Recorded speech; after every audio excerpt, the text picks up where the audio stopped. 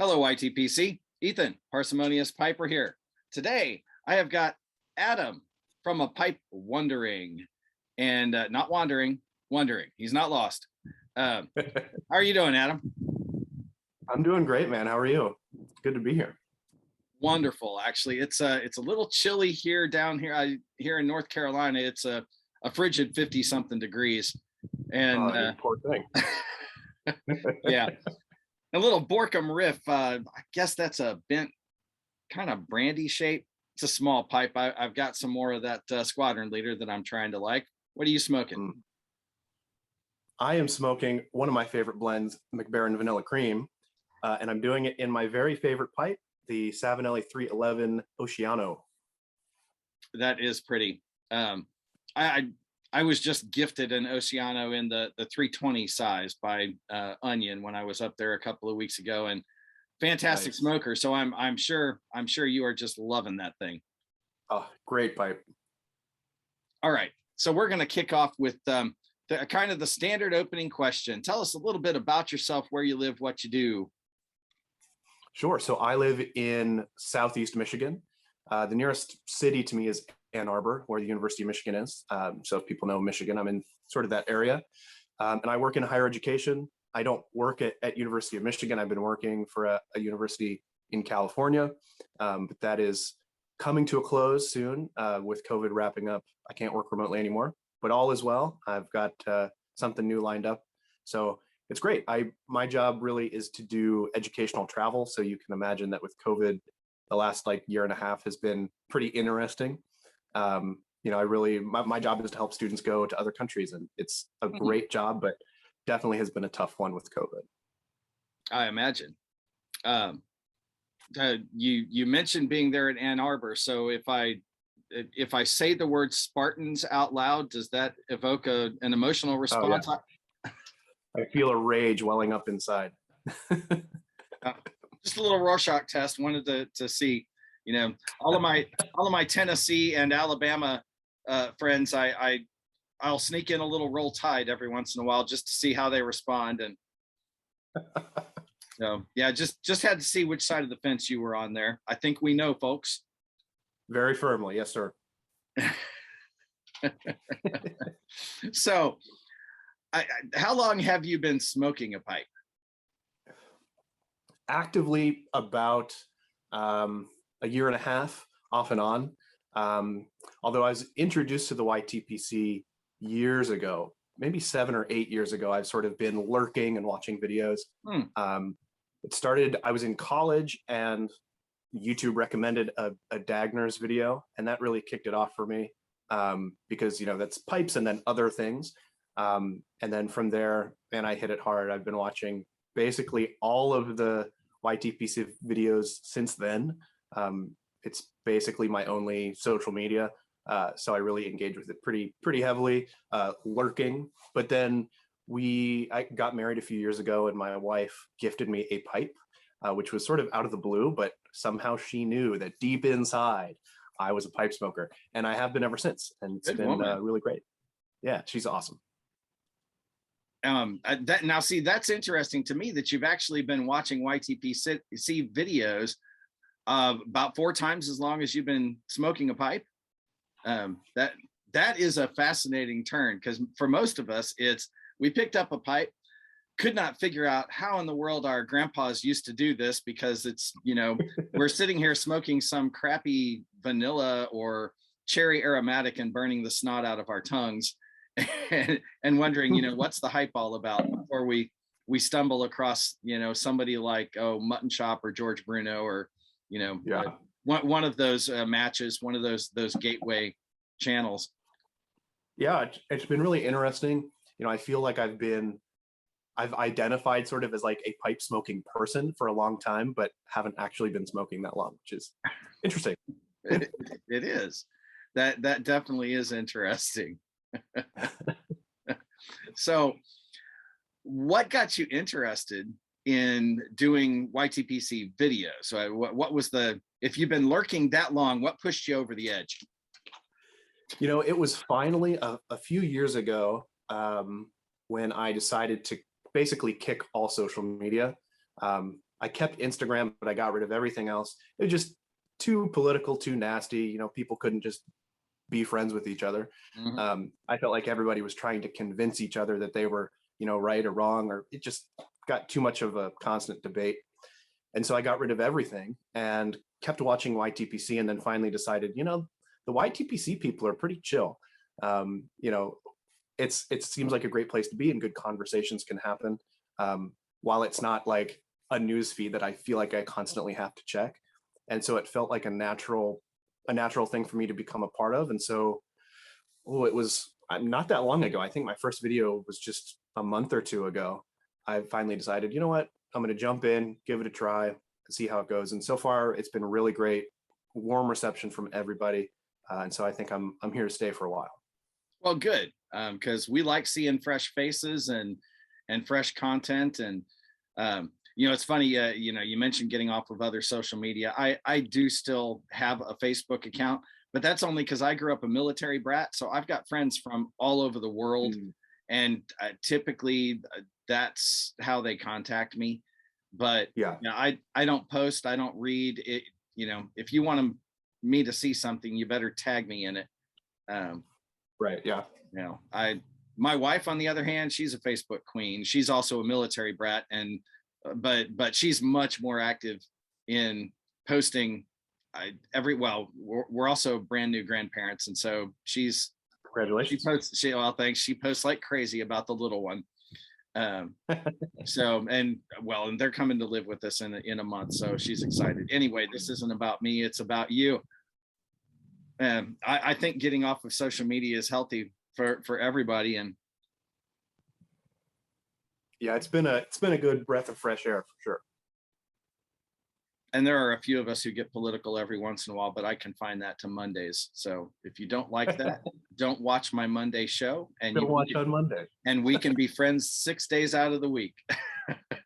Love it. You know? I love that. So yeah, I'm like that. I can't live politics and debate and the constant arguing and fighting that's going on right now. Yeah. Okay, so you said that you've been a pipe smoker a lot longer than you've actually been smoking a pipe. What originally got you interested in pipes at all? It was totally by accident. So I was in college, and a friend of mine was a big skateboarder, and I had not really been exposed to pipes at all, other than like reading The Lord of the Rings and that sort of stuff. And so I stumbled into the YTPC, and it really is the YTPC that got me into pipes at all in the first place. Okay. I had no real interest. You know, I didn't grow up in a household with smokers or anything like that. And over, I don't know, the last 6 or 7 years of watching YTPC, I really see how calming it is and how it brings people together. And I wanted to be a part of that. So about 2 years ago, when I actually started smoking a pipe, I went, wow, this really is like meditation in a lot of ways. And it has been a calming thing for me. And so I've kept at it. And yeah, I just love it. I'm glad to be here. Yeah, I know. I find the ritual to be just relaxing, you know. Yeah, there's always there's the packing, trying to get something lit, learning a new tobacco, tamping, all of that. It distracts me from everything else I worry about in my life. Yeah. And for me, you know, before I dumped all social media, it was a way for me to put my phone down, you know, which is something that I think a lot of people can't do. And I'm glad that I've replaced my phone in a lot of instances with the pipe. Now, since you've been exposed to pipes a lot longer than you've actually been smoking them, have you developed a particular affinity for one carver or a particular shape or brand? Yeah, so I'm a huge fan of Savinelli. So my favorite shape is this shape. It's the 311. Put it up against the white there. It's the poker shape. I just got my 4th, and I love them. The shape just feels natural to me when I look at myself having this pipe. You know, it feels right.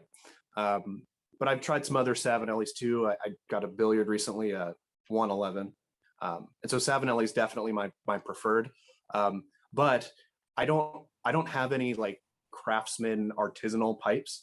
But there's a guy who's been making tampers for me for a while who is starting to carve pipes from Indiana. And so on Instagram, man, he's been posting some sweet pictures. So I'm excited for him to start selling those pipes so that I can start picking them up because they're beautiful. Well, yeah, and if you get an Instagram link and he's got a shop at all, let me know. I can post it in the about section of this video. Yeah, absolutely. His Instagram handle is Midwest Briar. His name's Tyler, and I think he's a school teacher, but he makes amazing tampers, and the couple of pipes that he's posted recently have just been absolutely gorgeous. So I'm definitely happy for you to put that in. And hey, Tyler, how are you? Yeah, I will definitely do that. Yeah, I think it's fun when we find something in particular that we like. So you've just about got yourself your first 7-day set. Just about, yeah. All right. So we asked about pipes. Got to ask about tobaccos. What got you? What did you get started with? And what have you tried that you either didn't like, or what are you liking now? Well, if you can believe it, the first pipe tobacco that I ever smoked was Frog Morton on the Bayou. Really? And it almost made me not ever smoke another pipe. It was definitely not. I wouldn't recommend that as a first. That's a really intense blend, of course. And so, yeah, that was my first ever. And then I got into the aromatics. Your sort of over-the-counter stuff, vanillas and cherries and all that sort of thing. I've really settled into the McBaron aromatics. Vanilla cream is probably my most smoked blend other than Carter Hall. I am not the person who chases a lot of different blends. I like to try stuff. But once I find what I like, just like with my pipe shape, right? I'm kind of committed to the 311. Once I find a handful of blends that I like, I just sort of stock up on that. And if something looks really great, I'll try it. But for the most part, I have the same like 5 or 6, 7 blends that I like to rotate. So you are well on your way to becoming a codger. Yes, sir. Yeah. Regardless of whether it's codger blends, that the one pipe, one blend person who's perfectly content with what they have found, and there's absolutely nothing wrong with that. I happen to love codger blends myself, Carter Hall being my favorite. But finding 2 or 3 blends and sticking to them, cellar those things deep, you'll always be happy. I've been really impressed with Carter Hall, and that's sort of a recent thing that I've tried. I've vanilla cream from McBaron, their Scottish mixture as well. Those are the ones that I typically reach for. Some Sutliff, but once I tried Carter Hall, I said, wow, this is just about perfect for what I look for in a blend. Easy to smoke, accessible, not expensive. And so, yeah, I've cellared quite a bit of it in the last couple of months. Now, since you like vanilla, I have to ask, what do you think of Lane 1Q? It's great. It's not something that I want to stock up on. I think, vanilla cream is still like my favorite. But if somebody said, hey, I've got a really good deal on 1Q, like, yeah, I'll buy some for sure. Just curious, because that being the most popular, so they say, out there. That just had to see how that stacks up to you. Now, have you tried any of the like the vanilla roll cake from McBaron? I have, yeah. And honestly, if all things being equal, I think I'd probably stock up on roll cake more than the loose leaf, the loose cut vanilla cream. But the loose cut's way cheaper, and so that's what I go with. It's not, the roll cake isn't like mind-blowingly different to where I want to move to that. I think it's about 50% more to buy a tin of that versus the loose cut. Well, and that speaks to my heart, as you can guess by my channel name. I do love cheap. Unfortunately, I've developed a couple of expensive tastes, or at least the HH Bold Kentucky and Rustica are higher end, harder to find sometimes. Well, the Bold Kentucky's not hard to find. Rustica can be. It can disappear quickly, but yeah, unfortunately. Now, I suppose the good news is that you can find Bold Kentucky in 1 pound increments, but yeah, I wish it were just an over-the-counter bulk blend that I had fallen in love with, but yeah, Yeah. I could see that. Um, buy what makes sense.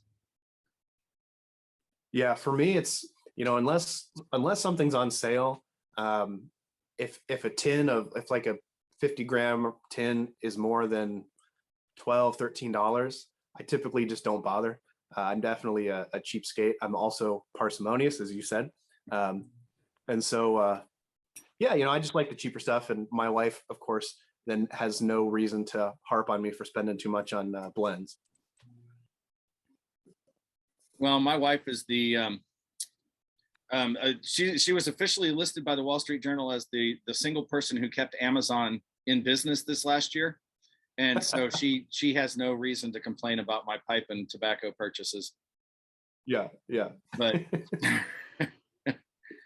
whew, boy, I tell you what.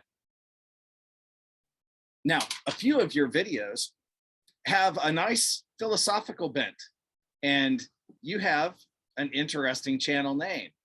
Tell us about how you picked that channel name. Yeah. So I had a really hard time picking a name, and then I sort of sat down and thought, what do I like about the YTPC? And a lot of it is people sharing information, being, telling stories, being storytellers. And I thought a lot about NW Pipe Smoker, who, he just sits down and he will spin a yarn for 20 minutes, which is great. Bremen Pipe Smoker too. I mean, he can just go on and on and on. And I thought, I'm a curious person and I have questions about pipes and about the people who are interested in pipes. And so I wonder a lot about a lot of different things. And so then, okay, what am I? I'm a piper and I'm wondering. So that seemed like a natural name for me. And I like to think a little bit deeply about things. And my videos tend to be a little bit longer. 20 minutes, I think, is the average. And I just like to talk and consider stuff and hope that the people watching are thinking as well, or that it causes them to think about something. Yeah, I think that's one of the things we all like about piping in general and the community.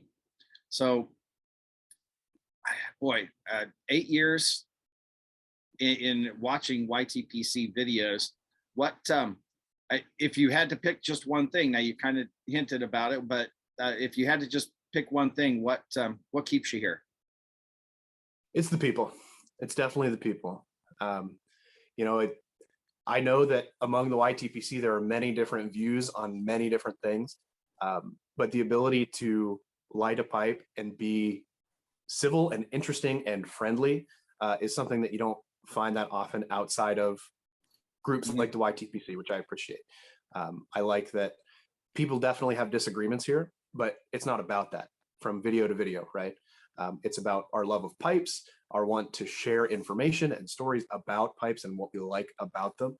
And so, if I was to put together a room full of people that I could hang out with for the rest of my life, I would just pick everybody from the YTPC, get together, smoke pipes, talk, and that would just be heaven for sure.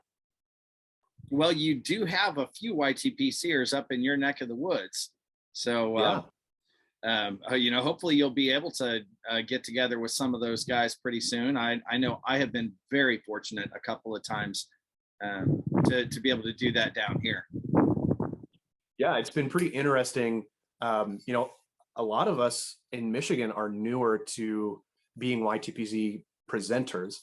So I think about, Michigan Piper, formerly E-Piper, Mythical History. He lives on the west side of the state, and Double A Pipe Man is in Ann Arbor. So that's not too far from me, actually. Oh, no. I would love to get four of us, and I'm sure that there are folks that I just am not aware of. There are. To get together. There definitely are.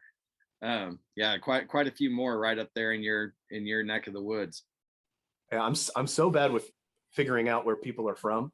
I need to look back in their videos to see, okay, back in their intros, probably, what state do you live in? Let's all get together and hang out. And, a ton of people in the Midwest in general within a 2 or 3 hour drive. Oh, yeah. And it really is a different experience to be able to just sit around a table and have a pipe and a drink and just just chat. Shoot the bull with the guys, and yeah, it really is. It's wonderful. Okay, so outside of pipes, what are your other hobbies? Well, I live in Michigan, so I love to hunt and fish. I live just across the road from a lake, so I'm out there fishing and a lot. And our family farm, or my wife's family's farm, is about 5 minutes, so we go out there and we plant things and garden, and that's where we hunt as well. I love to read, as I'm sure many YTPCers do. It's a great thing to pair a book and a pipe. Other than that, I just like to tinker. My wife tells me I have too many hobbies. So like I like to redo old Vespa scooters. I'm not really mechanically minded, so it's a lot of watching YouTube and making mistakes, but I've got, one that is perfectly fixed now and another that's in many pieces because I haven't figured out how to put it together again. But yeah, I like to tinker, and like you said with my channel name, I wonder about a lot of things. I'm curious, and so I like to dabble. It sounds like it. I'm not mechanical either. I rode motorcycles for decades, but never did more than change the oil. But yeah, if you're a hunter and fisher, for example, Monty 53, he's right up there, and he hunts and fishes, bow hunting, in fact, too. So, It's that time of year. And there are a bunch of guys right there in your area. So that is that should not be hard to catch up with some of those guys. Yeah, that'd be great. Really great to meet some of these people in person. Okay, so you like to read. Do you have any favorite authors or genres, or is it all philosophy, or do you like fiction? I love fiction. So my probably most read author is Brian Jacques, who wrote the Redwall series of books. I started reading those when I was a kid, and he was just such an interesting person. He was a sailor and a commercial fisherman, all these different things. He had all these different jobs, and he delivered milk. So you can remember how long ago that was. He delivered milk in glass bottles to a school, and he would tell kids these fanciful tales of squirrels with sword and shield fighting against weasels and all this sort of stuff. And finally, one of the teachers listened to his story, and he said, "You should write this down." And he did, and he went on to write 22 novels in this world of mice and squirrels and snakes, but in a kind of a fantasy world with bows and arrows and all sorts of quests, and just a really cool story, and stories that you don't have to kind of furrow your brow and try to figure out. Just really good, easy reading, and very pleasurable. And then this is really timely with the new Dune movie coming out. Frank Herbert is one of my favorite authors. I have the whole series, and I've been, for the last 2 years, I've been going through chronologically the whole series of Dune books. I think I'm on 6. And that is definitely the type of book that you do have to furrow your brow and try to figure out, and go back and reference things, and that's fun to me. I only read the first 3, but in the detailed kind of way, they were a lot like reading a Russian novel or reading the Lord of the Rings trilogy. Just that there were so many details to have to learn, and new vocabulary to keep track of, and things like that. It'll be interesting for, I think, a lot of new fans after the movie comes out who want to go and try to read the books, realizing it is just a slog to get through some of these books and the scientific definitions of things and these descriptions, planets and political houses, and it takes a committed reader to get through it. And there have been times when I said, okay, I'm done with this, I'm not going to read anymore, but I've always gone back to it. So kind of sounds like me the first time I tried to read Dostoevsky, and I thought, no, maybe I was the idiot. And yeah, it makes you feel that way sometimes, for sure. Well, while we're on a philosophical bent, do you have any parting thoughts or a word that you'd like to give to the YTPC as we close up? Yeah, I just want to say thank you to all the YTPCers who have made videos in the past, who are currently making videos. The community of the YTPC is fantastic. It's something that is important, I think, to a lot of us, and really is proof that you don't have to agree on everything to be friendly and to be kind and to share an interest that has nothing to do with beliefs or values or any of that, that we can just sit down and enjoy pipes together. That's an important thing, especially today in the world that we live in, and something that I hope continues to be preserved through YouTube and all the people who are presenting. So to all the YTPC folks, thank you for doing what you do. It's great to be a part of it, and I hope that you keep on making videos. Well, thank you very much. I'm sure our viewers will appreciate that as well. Folks, as always, his link will be down below, so you can check him out. Take a look at his videos. Nice young guy. And like and subscribe. You'll, I think you'll benefit from it. He's got some thoughtful new content. With that, guys, light something you like. Enjoy your afternoon.